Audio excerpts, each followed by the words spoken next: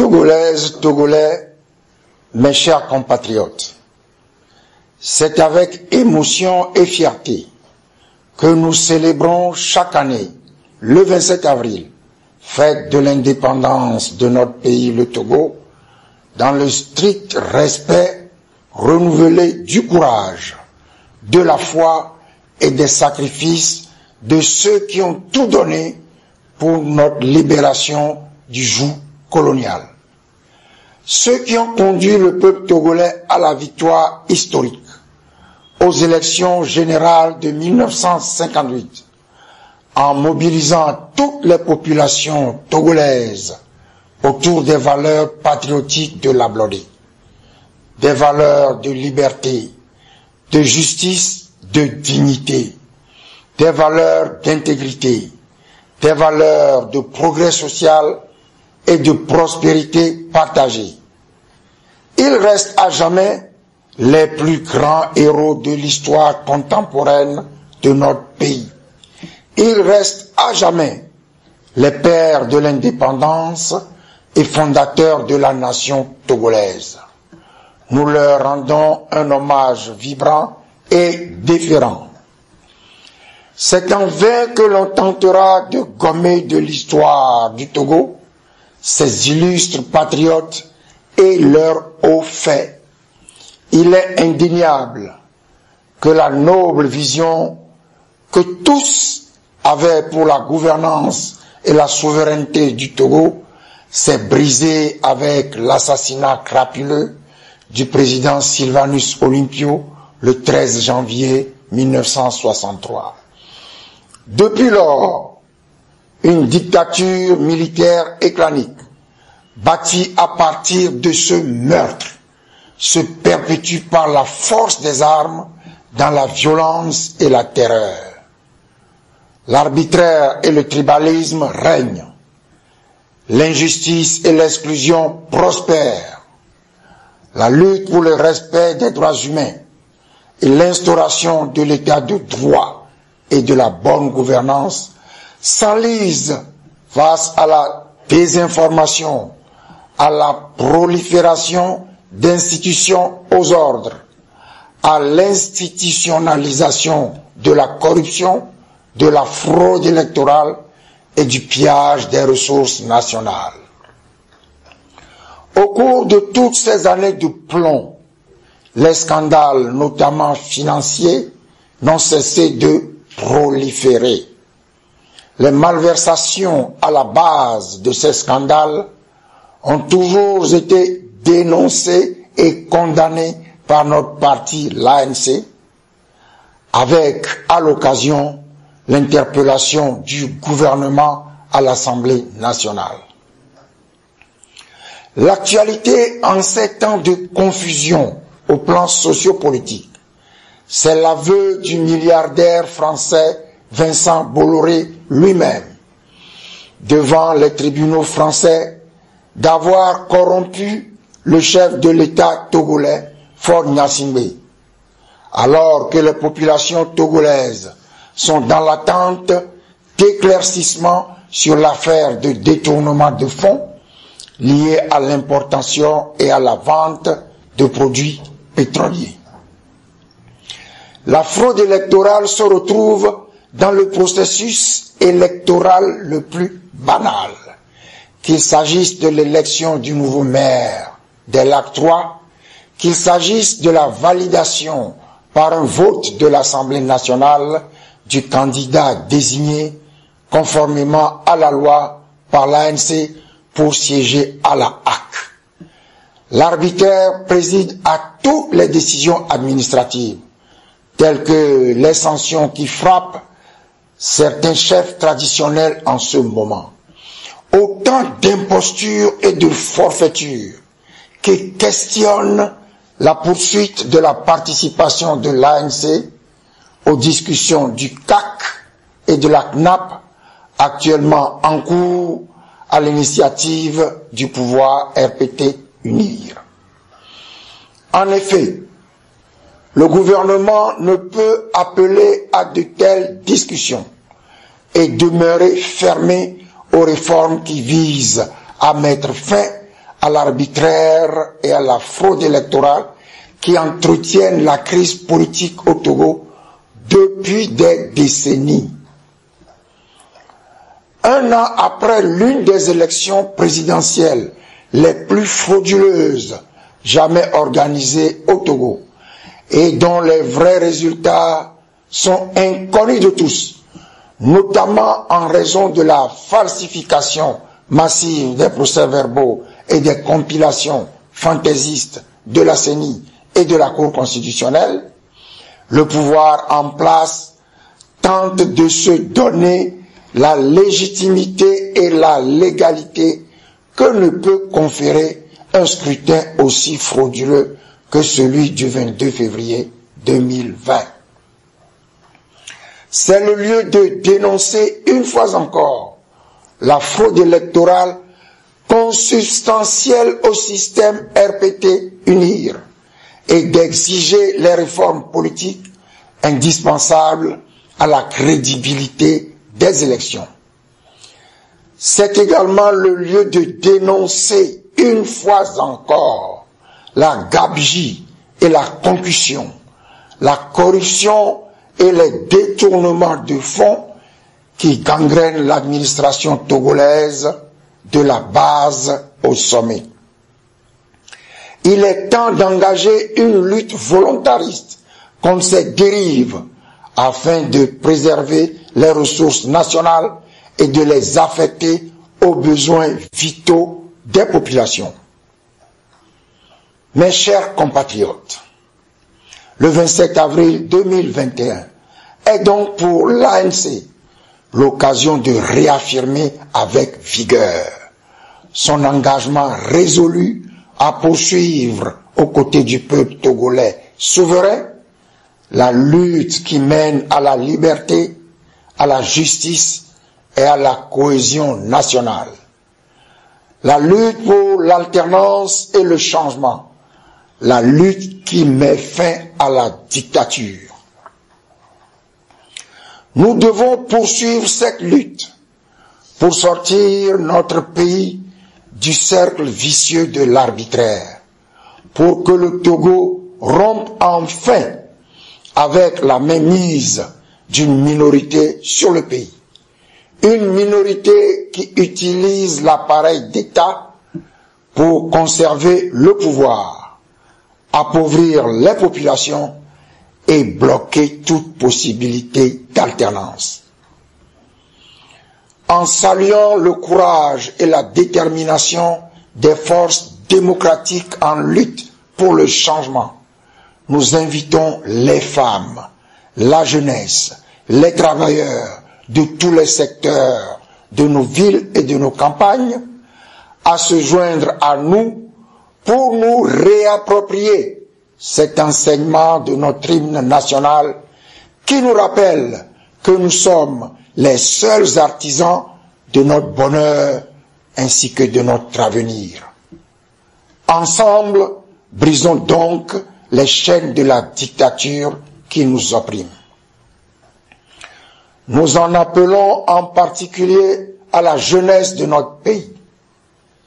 Elle doit se préoccuper de la situation lamentable dans laquelle le RPT-UNIR s'évertue à maintenir le Togo, sans aucune perspective d'épanouissement. Les jeunes doivent s'engager résolument sur la voie conduisant à la transformation de notre pays en une nation libre et prospère, débarrassée du tribalisme, une terre qui offre à chacun et à tous les mêmes chances de réussite. Les jeunes Togolais et les jeunes Togolaises doivent comprendre qu'il est de leur devoir de faire du Togo le meilleur endroit pour vivre et s'épanouir. Pour cela, ils doivent s'organiser eux-mêmes et se mobiliser aux côtés et au sein des forces démocratiques pour défendre leur cause.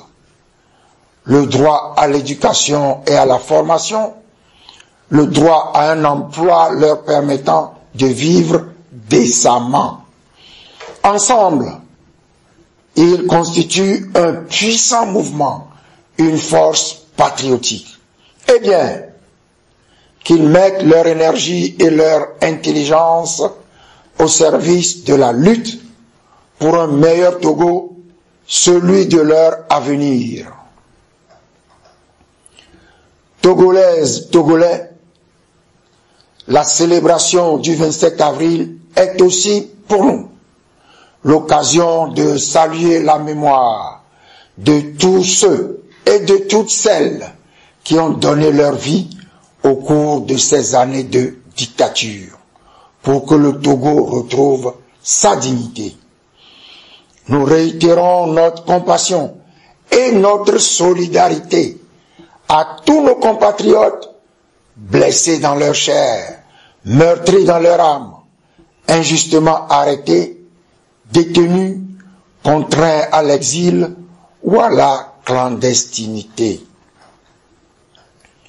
Nous demandons le retour en toute sécurité pour ceux qui sont encore contraints de vivre loin de leur pays. Nous demandons la libération de tous ceux qui sont encore en détention dans les prisons togolaises pour des raisons politiques. Nous demandons qu'il soit mis fin à la situation des personnes injustement inculpées dans l'affaire des incendies des marchés de Lomé et de Kara. Nous ne pouvons accepter que se perpétue l'instrumentalisation de la justice à des fins politiques. Mes chers compatriotes, notre lutte est longue et âpre. Elle requiert de l'endurance, de la persévérance et l'inébranlable conviction que toute cause juste, rigoureusement défendue, finit toujours par triompher. Nous devons malheureusement constater que l'instrumentalisation de la religion et l'usage du mensonge, du dénigrement, de la calomnie et de la diffamation dans le débat politique depuis quelques années, par des personnes se réclamant de l'opposition, ont considérablement affaibli le combat pour l'alternance. Ceux qui se sont livrés et se livrent toujours à ces errements portent devant l'histoire, quel que soit leur statut, une lourde responsabilité dans le recul de la lutte de plusieurs décennies. Ceux qui tirent à boulet rouge sur l'ANC et ses responsables, sans autre raison que de promouvoir un nouveau Messie, se trompent lourdement, car le seul résultat de ces manœuvres politiciennes à courte vue est la désaffection pour les urnes des électeurs de l'opposition qui, déçus, voire dégoûtés, préfèrent rester chez eux au lieu d'aller voter en grand nombre. Il est temps de mettre fin à ces égarements qui démoralisent et démotivent les populations. N'est-il pas paradoxal d'inciter par le mensonge les populations togolaises à haïr un parti et ses dirigeants, dans le même temps qu'il est demandé à ce même parti de mobiliser les populations contre la dictature? Comment mobiliser ceux qu'on incite à vous rejeter parce que vous seriez haïssables?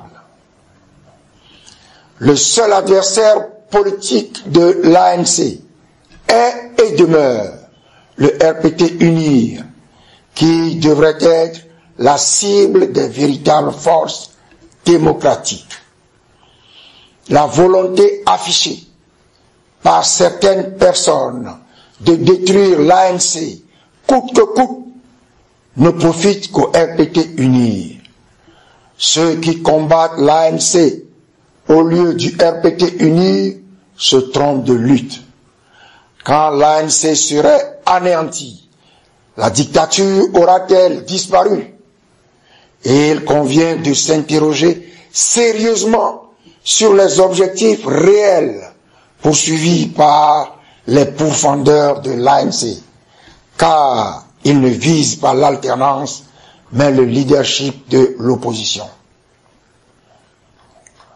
Nous ne pouvons éviter la recherche de la vérité sur les faits qui ont conduit à la situation que connaît l'opposition aujourd'hui. Nous devons tout mettre en œuvre pour connaître les raisons pour lesquelles certaines personnes se réclamant de l'opposition ou prétestant travailler pour l'alternance et le changement ont choisi de franchir la ligne rouge de l'indécence et de l'immoralité, en adoptant des méthodes indignes, fondées exclusivement sur le mensonge et la calomnie, contre ceux qui ont consenti de lourds sacrifices dans le combat contre la dictature. Comment comprendre que ceux qui se sont engagés dans cette entreprise funeste tentent cyniquement de se défausser sur nous des résultats de leurs actes? Cessons d'œuvrer au rejet, à l'affaiblissement et à la disparition des partis politiques en tant que cadre et ferment de l'engagement et du militantisme politique. Face au RPT unir et à la dictature, exaltons plutôt l'effort de ceux qui consolident l'existence des partis politiques d'opposition par un travail acharné sur le terrain, un débat libre et intense au sein de leurs instances dirigeantes et une mise en œuvre rigoureuse des directives de ces dernières dans le strict respect de la discipline de parti. C'est à ce prix que nous allons ensemble redonner confiance aux forces vives de notre pays et remobiliser les populations togolaises en vue d'exiger et d'obtenir enfin les réformes politiques successibles, d'ouvrir la voie à un état de droit. Mes chers compatriotes, je ne saurais conclure ce message sans vous inviter à la vigilance et à la prudence en ce qui concerne la pandémie du Covid-19 qui sévit et se répand inexorablement dans notre pays, le Togo. Elle n'épargne personne. Nous-mêmes et plusieurs de nos proches, ainsi que de nombreux amis et connaissances, en avons fait la douloureuse expérience. Et je puis témoigner personnellement des cas de contamination avérés et du sort de personnes contaminées. Face à une telle situation, je demande instamment à toute la population togolaise d'aller se faire vacciner massivement contre le Covid-19 dans les divers sites retenus à cet effet par les autorités sanitaires. J'en appelle à la conscience et à la responsabilité citoyenne de chacun pour se préserver et préserver les autres de cette pandémie en se faisant vacciner. Je demande aux autorités togolaises de tout mettre en œuvre pour assurer la disponibilité du vaccin contre le Covid-19 en quantité aussi bien qu'en qualité, avec une communication et un encadrement approprié pour permettre au plus grand nombre d'accéder rapidement et sans danger au vaccin. Il reste entendu que seule l'observation scrupuleuse des mesures barrières et la vaccination de l'ensemble des populations permettront de juguler la propagation des contaminations. Togolaises, Togolais, mes chers compatriotes, à vous toutes et à vous tous, je souhaite une bonne fête de l'indépendance. Que Dieu Tout-Puissant vous bénisse, qu'il bénisse et protège notre cher pays, le Togo. Abloré, Abloré, Abloré Gbadja.